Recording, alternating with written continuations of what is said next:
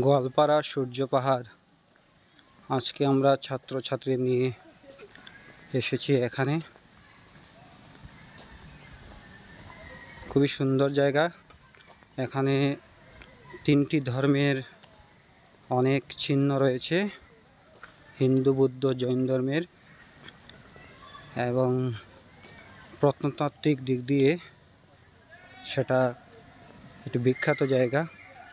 সেখানে জৈন ধর্মের অনেকগুলো স্তূপ, বুদ্ধ ধর্মের স্তূপ, হিন্দু ধর্মের হাজার হাজার শিবলিঙ্গ রয়েছে। ছাত্রছাত্রীদের নিয়ে এসেছি আমরা গোয়ালপাড়া সূর্য পাহাড়।